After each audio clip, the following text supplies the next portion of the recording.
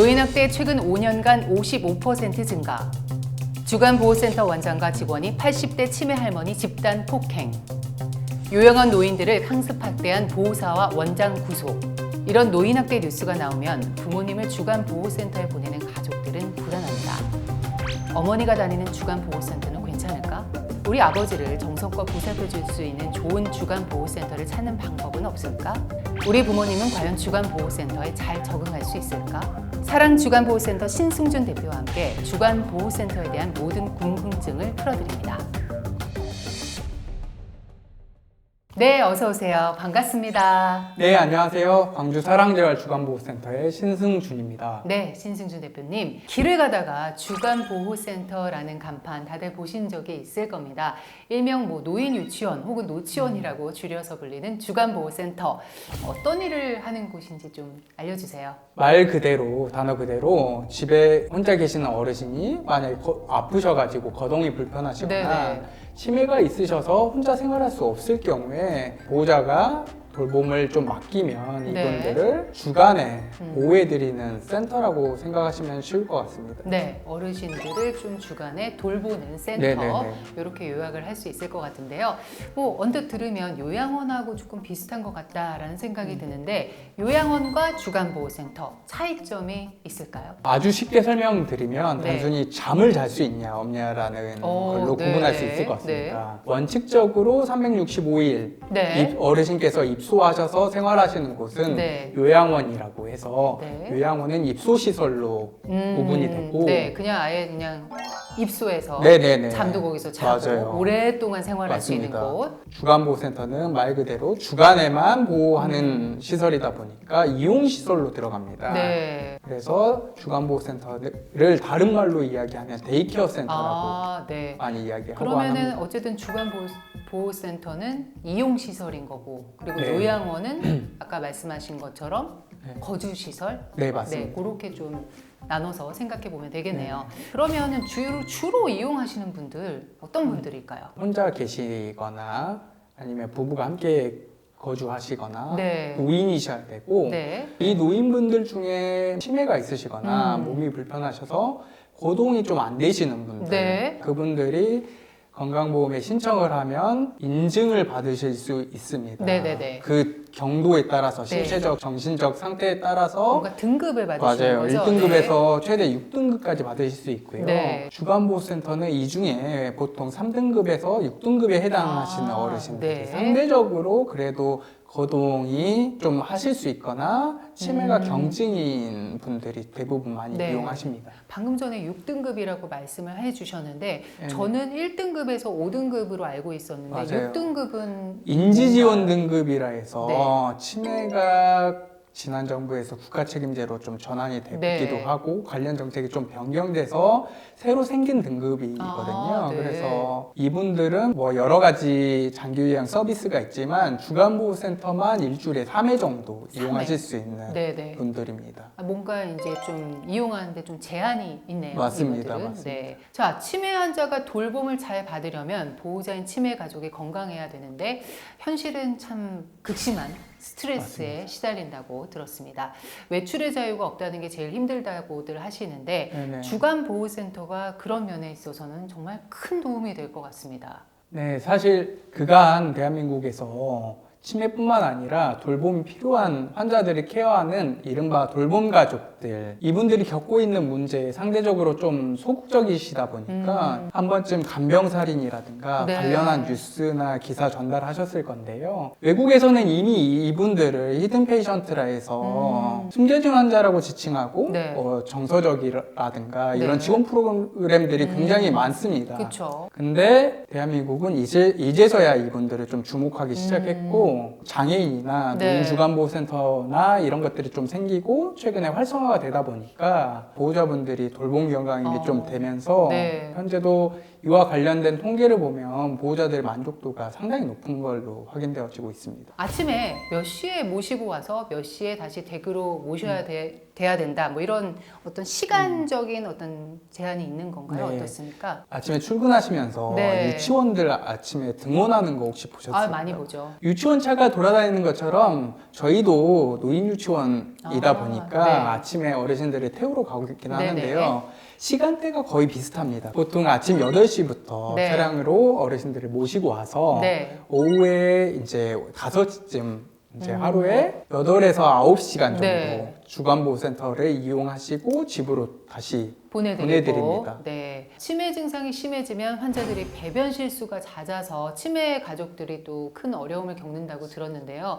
또 차로 모시고 오는 과정에서도 이런 실수가 일어나지 맞습니다. 않을까요? 어떻습니까? 할아버지 분들은 전립선이 좀 문제가 있으시고 여성분들은 요실금 같은 네, 문제들이 좀 발생하게 그렇죠. 되는데요. 저희 센터에서도 그래서 좀 웃긴 이야기지만 네. 광주 시내에 있는 주유소들의 위치를 대부분 알고 있습니다. 주유소들이 화장실이 다 있기 때문에 네, 그래서. 그렇게 교육을 하기도 하고요. 네. 그래서 급하면 네, 주소에 네, 가서 맞습니다. 화장실로. 네, 맞습니다. 자, 그럼 센터에서 혹시 배변 실수 이런 사례가 좀 얼마나 자주 일어나나요? 한 달에 뭐 평균적으로 2-3건 정도는 발생한 것 같습니다. 네. 그러다 보니까 저는 상담을 처음에 할 때 네. 이런 것들은 좀 당연한 문제다. 선생님이나 저도 나이가 들면 이런 것들은 자연히 발생될 수 있는 문제다. 네. 그렇기 때문에 뭐 그렇게 그걸 가지고 뭔가 부담을 갖고 이렇게 미안해하지 않으셔도 된다라고 너무 꼭 심각하게 말씀드리고요. 생각할 필요는 없다. 네, 그리고 꼭 집에서 여벌의 옷을 센터에서 보관할 수 있게끔 몇 개 보내주라라고 말씀드려요. 그것도 방법이겠네요. 맞아요. 그래서 네. 혹시나 실수를 하면 네. 갈아입히고 그걸 즉각적으로 좀 빨아야 되니까 네. 그렇게 하고 있습니다. 보통 진짜 정성과 인내가 아니면 뭐 주간보호센터 운영하는 거 쉽지 않을 것 같습니다. 네, 맞습니다. 일을 하는데 뭔가 기술적인 거나 스킬은 좀 배움으로 통해서 그쵸. 시간이 지나면 네. 자동적으로 터득할 수 있지만 그렇죠. 태도나 어르신들을 대하는 마음가짐이나 이런 것들은 선천적이라고 좀 생각이 되거든요. 그쵸. 네. 그래서 저도 마찬가지고 네. 제가 직원을 뭔가 저희 센터에 채용을 할 경우나 뭐 이런 것들도 일을 얼마만큼 잘하는지보다는 먼저 타인을 위한 배려심이나 마음 봉사 정신이 있는지를 많이 보는 것 같습니다. 자, 그럼 부모님 집 근처에 있는 주간보호센터 찾아야 되는데 네네네. 이건 또 어떻게 찾으면 되나요? 요새는 주간보호센터가 너무 잘 보편화돼 있어서 네. 동네마다 그냥 심심치 않게 한두 곳 정도는 찾으실 수 있고요. 이게 혹시나 어려우시다면 네. 포털 사이트나 아니면 장기요양보험 홈페이지를 들어가시면 자기가 속해 있는 지역의 네. 장기요양 기관들을 검색하실 수 있는 기능이 있습니다. 네. 이걸 활용하셔가지고 전화해서 상담 요청을 하시면 됩니다. 네. 어르신들 하루 일과도 궁금한데요. 네네. 뭐 어떤 프로그램들이 있나요? 네네. 요일마다 조금씩 차이가 있긴 하지만요. 아침에 차로 모시고 온다 했잖아요. 네. 그렇게 차로 모시고 오면 조회를 하고 조회. 그리고 네. 학교네요. 맞습니다. 간식을 조금 드시고 네. 아침에 체조를 하시고 체조가 끝나면 이분들을 좀 그룹별로 나눠서 뭐 네. 물리치료를 하시는 분, 뭐 조욕실이나 찜질방을 좀 이용하시거나 네. 아니면 치매 좀 어르신들은 공부를 좀 아. 치매가 진행되는 걸 좀 더디게 막기 위해서 네. 어떤 공부를 하나요? 인터넷에서 쉽게 찾아볼 수 있는 한글 공부나 네. 아니면 센터들에서 어르신들이 좀 활용할 수 있는 학습지 같은 것들을 전문적으로 발행하는 기관들이 또 있습니다. 네. 학습지가 있군요. 맞습니다. 네. 저희가 어릴 때 뭐 구몬학습이나 그런 거 눈높이 풀듯이 네. 그런 학습지를 풀듯이 어르신들 눈높이에 맞춰서 맞습니다, 네. 맞습니다. 그 수준에 맞게 네. 학습지를 좀 제공해드리면 그걸 좀 같이 그 학습지를 풀어보기도 활용해서 하고 네. 공부하기도 합니다. 네. 그리고 나서 뭐 점심을 드시고요. 점심시간 이후에는 뭐 낮잠도 주무시고 뭐 네. 자유롭게 좀 시간을 보내시다가 네. 요일마다 외부 강사 선생님들이 좀 오세요. 뭐 그래서 외부 레크레이션을 강사님도. 하다거나 네. 아니면 노래 교실을 한다거나 네. 뭐 이런 다양한 어떤 다양한 활동들을. 선생님들이 네. 오셔가지고 프로그램들을 하고 오후에 좀 간식을 드시고 그리고 집으로 모셔다 드립니다. 네. 아유, 되게 바쁘시네요, 어르신들이. 네네네. 쉴 틈 없이 뭔가를 계속 맞습니다. 하고 계시네요. 네. 자, 치매 가족들이 집에서 해주기 힘든 다양한 프로그램이 있어서 정말 큰 도움이 될 것 같은데요. 주간보호센터를 이용할 때 개인이 부담하는 비용 얼마나 될까요? 건강보험공단의 장기요양보험이라는 재정으로 운영되다 보니까 네네. 해마다 관련 등급별로 해서 수가를 네. 정해줍니다. 네네. 올해 같은 2024년 기준으로 아까 1에서 6등급 어르신이 있다고 네네. 했잖아요. 4등급 어르신이 하루에 8시간 정도를 이용하셨을 경우에 네. 하루에 발생되는 비용이 약 5만 5천 원입니다. 네. 이 중에 아까 말씀드렸던 장기요양 보험을 활용한 수가 지원은 85%, 네. 그리고 개인은 보통 15%를 내긴 하지만 네. 이 15%가 소득 수준에 따라서 또 나뉘어요? 네, 15%, 네. 9%, 6%로 나뉘기도 하고요. 네네. 그리고 그 기초생활수급자분들 중에 의료급여 수급자분들이 계시는데 네. 그분들은 이 비용을 받지 않습니다. 아, 100% 나라에서 나라에서 지원하는 네, 걸로. 지원을 네. 해주고요. 이 외 비용이라고 해서 비급여라는 항목이 있고요. 네. 그 비급여 항목에서는 뭐 식사를 한다거나 간식을 드신다거나 네. 개인이 센터를 이용하시면서 병원을 가신다거나 임의용을 하게 될 경우에 네네. 발생되는 추가 비용 비용들. 등이 비급여라는 항목이 있고요. 센터마다 식사나 간식 비용이 조금 다르긴 하지만 네. 평균적으로 4,000원에서 5,000원 정도 네. 4, 5천 발생되는 원. 걸로 알고 있습니다. 네. 자, 그런데 인터넷 치매가족 카페에 들어가 보면 주간보호센터에 가기 싫어하는 치매 환자들도 있어서 네네네. 보호자들이 어려움을 겪는 가정도 꽤 많을 것 같은데요. 네네네. 주간보호센터, 제가 듣기에는 지금 네네. 설명에 따르면 이렇게 좋은데 왜 네네. 가기 싫어하실까요? 주간보호센터는 요양병원이나 네. 요양원 같이 기존에 있던 어르신들을 위한 시설에 비해서 그 가지고 있는 역사가 좀 짧습니다. 네네. 그러다 보니까 주간보호센터를 요양병원이랑 보통 혼돈하시곤 해요. 근데 이 요양병원에 대한 어르신들의 인식이 그렇게 좋지 않습니다. 어르신들 입장에선 보호자분들이 본인을 요양병원 같은 곳에 보낸다고 생각해요. 이제 뭔가 이렇게 그쵸. 버리는 예, 옛날 맞는 말로 느낌. 치면 약간 고려장 느낌. 그러니까요. 이렇게 인식을 좀 많이 네. 하셔가지고. 그래서 센터마다 일단 어르신들을 하루 이틀 정도는 와서 같이 상담도 받아보시고 네. 체험도 해보실 수 있도록 체험 기간을 제공해 드리기도 합니다. 어. 그러면 실제 와서 좀 어르신들이 상담도 받아보고 본인 눈으로 좀 확인하면서 이것들을 체험해 보시면 자신이 생각했던 이미지하고 너무 다르니까 다르다. 실제로는 요양원하고는 다르다. 좋아하시고 만족해 하십니다. 이분은 주간보호센터를 정말 잘 이용하더라 하는 긍정적인 네네네. 사례 있으면 한번 구체적으로 소개 부탁드립니다. 보통 어르신들이 저희도 마찬가지지만 그쵸. 몸이 조금 아프기 시작하다 보면 움직이기 싫잖아요. 아, 그냥 들어놓고 특히 싶어요. 네네. 네. 어르신들은 이게 몸이 자주 아프시다 보니까 밖을 잘 안 돌아다니시고 그쵸. 집에만 보통 계세요. 네. 그러다 보니까 유일하게 대화할 수 있는 상대가 배우자밖에 없는 거죠.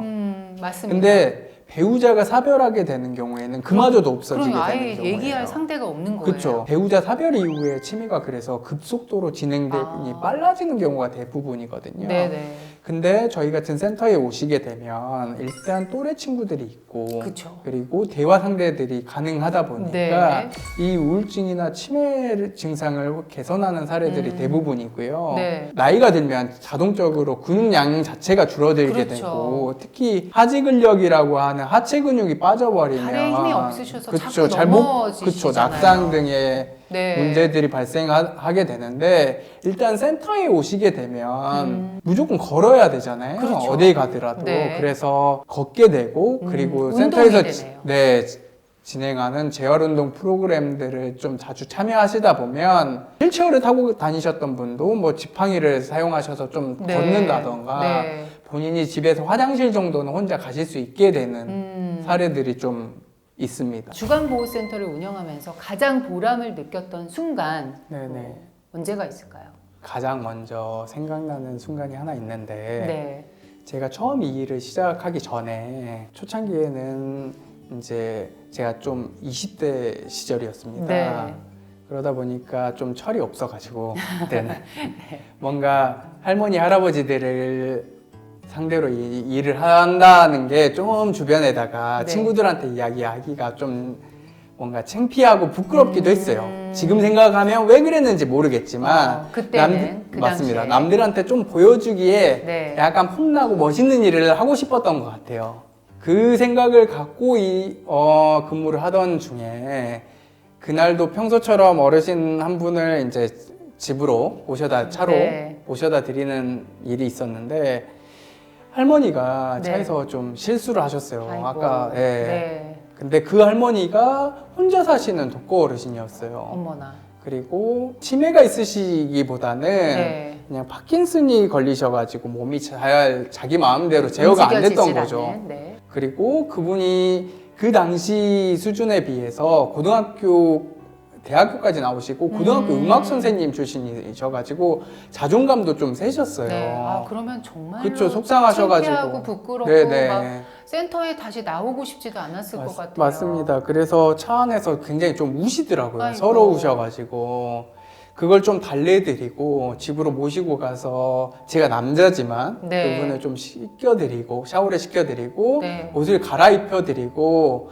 차로 와서 이제 좀 시트가 좀 더러워졌으니까 그걸 닦는데 저희 할머니가 그랬던 것처럼 좀 속상하더라고요. 그래서 그때 문득 이게 폼나고 좋은 일은 아니겠지만 내가 잘할 수 있는 일이고 이게 꼭 사회에 필요한 일이겠구나. 네. 그리고 내가 사회에 뭔가 기여하는 일을 좀 하고 있구나라는 자부심을 좀 갖게 돼서 네. 그 다음부터 이 일을 좀 열심히 해야겠다라고 생각하는 하나의 계기가 좀 됐던 것 같습니다. 아유, 너무 장하십니다.